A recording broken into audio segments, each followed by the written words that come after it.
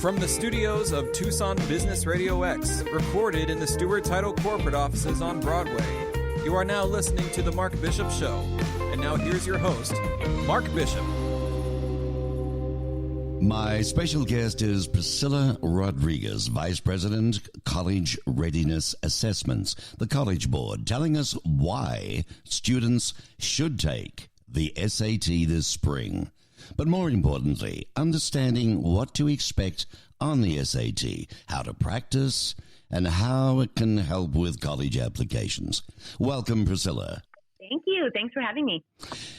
Priscilla, taking the SAT can be intimidating for students, but it doesn't have to be, correct?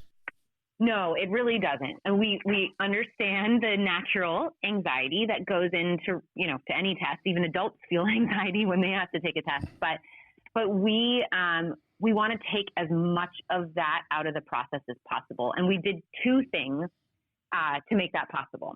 So the first is in 2016, we completely redesigned the SAT. It's not the SAT that all of us adults took. And we redesigned it because we felt that it needed to measure what students actually learn and do in high school and what skills and knowledge they need as they move into college and career. So the old SAT that many of us took had these SAT vocabulary words that you had never seen before and kind of trick math problems and even a penalty if you got a question wrong. All of that is gone. Students should open the test booklet, look at the questions and say, I've seen this kind of work before. I've been doing it in my high school, whether it's math, reading, or writing. And that's really what we want so that students can show their strengths and what they know to colleges and scholarship programs. What a great idea. Very down to earth and logical, getting rid of the false barriers. From what I can understand, Priscilla, correct me if I'm wrong, but taking the SAT provides tangible opportunities to students who are applying to college. It does.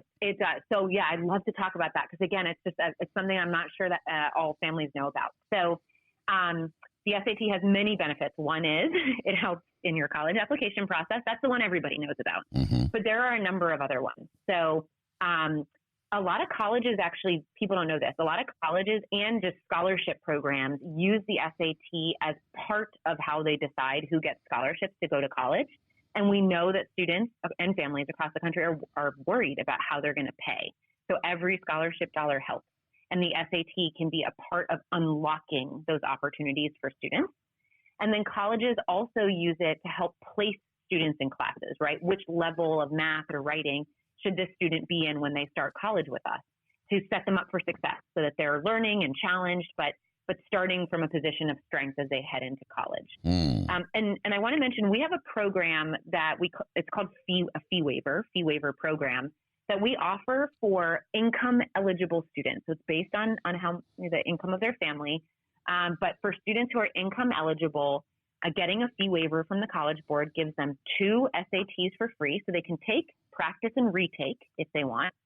It allows them to send their SAT scores to an unlimited number of colleges and scholarship programs that they're interested in.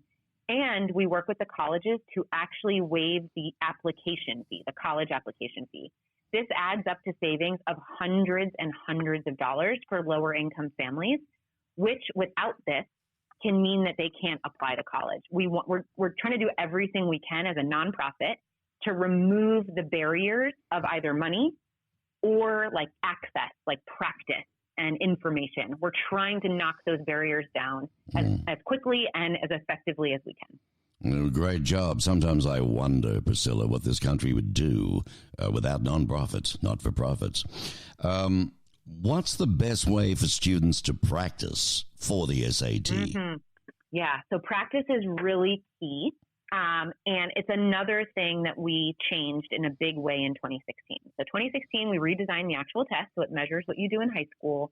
And we partnered with another nonprofit called Khan Academy to develop a free online practice tool. It's called Official SAT Practice on Khan Academy, and it's at satpractice.org.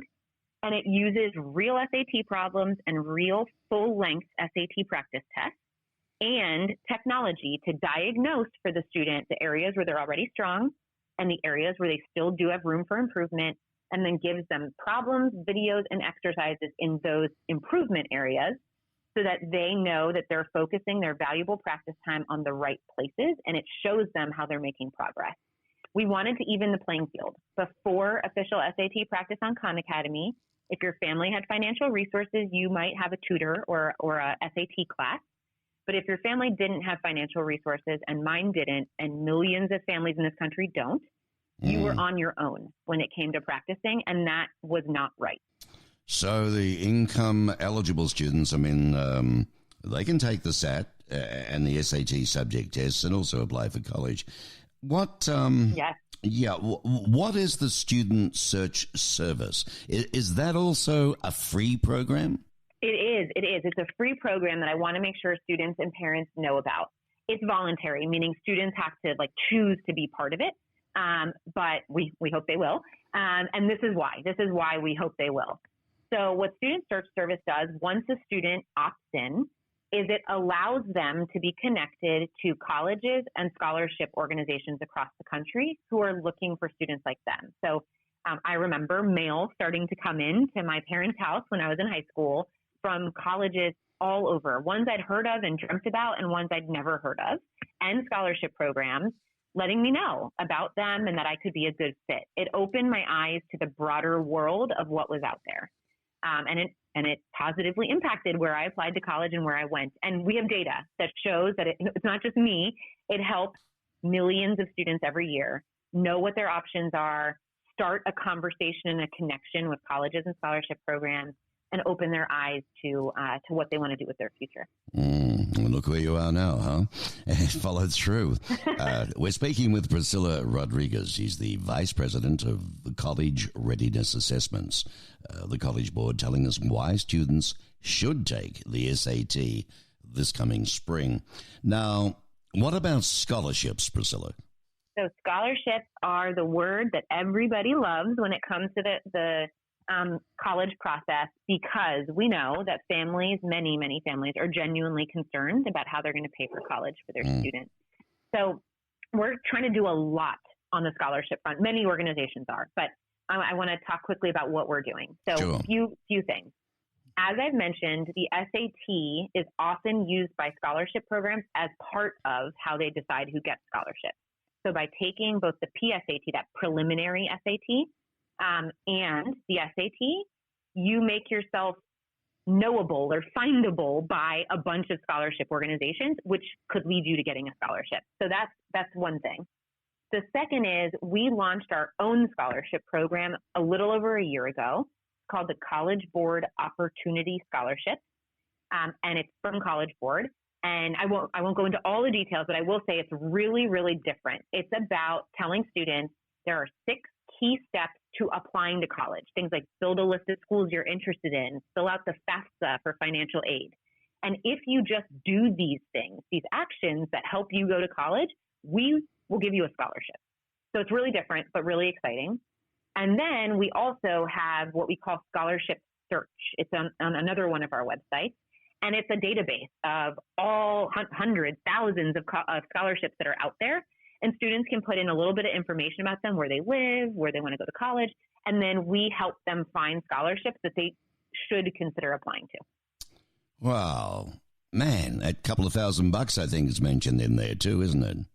The students can earn up to $2,000. There are scholarships out there ranging from $500 to $40,000 a year. In fact, ours do. Our program, the College Board Opportunity Scholarships, have scholarships from $500 all the way up to $40,000. And we know that every dollar helps. My word, it does. I tell you what, it's only, the end of January when we're doing this. It feels like Christmas all over again. These lucky kids, I tell you what. So yeah, well, you know, it's a stressful time in their life. I don't think we should kid ourselves about that, and no pun intended. But we remember it's a stressful time. They're making big decisions. They're busy in high school. They're learning. They're growing. It's a stressful time. Yeah. We're a nonprofit. Our goal is to help students get to college, any college they want to go to, and we're trying to bring the stress down. We're trying to even the playing field and give them information and access. so that they can then make good choices. You know, it's great. We talked about how students can practice for the SAT. Okay, if colleges are going test optional, why should students take the SAT? It's a really good question. So just to make sure that your listeners know, so test optional is a phrase for a set of policies that some colleges are putting in place, which essentially say, student who wants to apply here, if you want to submit a test score on your application, great. If you don't, for any reason, you don't have to. So it doesn't say, you have to send this score. It gives students options and flexibility, which is something we know they want. But it's relatively new and not that widespread, and we want to make sure there's not confusion about kind of how it really works. So two things that I want to make sure that families and students know as they think about where they're going to apply, especially if there's test optional schools they're looking at. So the first, I think I've already mentioned, which is that colleges use SAT scores for more than just admission. So even if you're test optional, they may use it for, as I said, awarding scholarship dollars and helping place students in the right level of classes in that first semester so that they can get off to a strong start. So there are other uses that colleges have, and they're important. And then the second one is, even at test optional schools that say send if you want, don't send if you don't want, the vast majority of applicants are still sending scores, which we think students should know as they decide if they want to send or not to. I tell you what would be interesting, Priscilla, in the work that goes into placing them basically into the right square or right hole instead of trying to put a square peg in a round hole. It'd be interesting to see the stats of those more successful because of the work that you do. Does that make sense? That is exactly the kind of measurement we do and keep trying to do, because we want, as a nonprofit, we want to connect our efforts and our investments to impact. And impact is, are students who want to go to college being able to go, and are they going to a college that is like a good fit for them, where they're going to be successful? And there's a lot that goes into that. College Board cannot fix all of that by ourselves, but we're doing everything we can with the test, with free practice, with scholarships. And we have great partners who are doing a lot as well.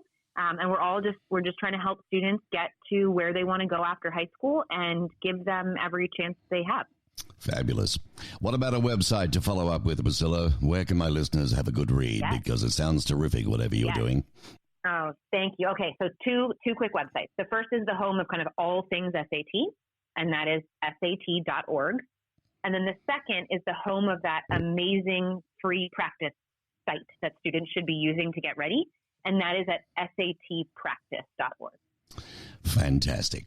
All right, Priscilla Rodriguez, Vice President of College Readiness Assessments at the College Board, where she leads the organization's programs and services related to the SAT suite of assessments, including the SAT and PSAT-related assessments. Thanks as always, Priscilla. Great job. Have a wonderful weekend. Thank you. Thanks for having me on. Priscilla Rodriguez. Isn't that interesting, ladies and gentlemen? Nice to know where you kids can get that help and support and benefit. I trust you enjoyed that. Here with Mark Bishop on The Mark Bishop Show on Tucson Business Radio X.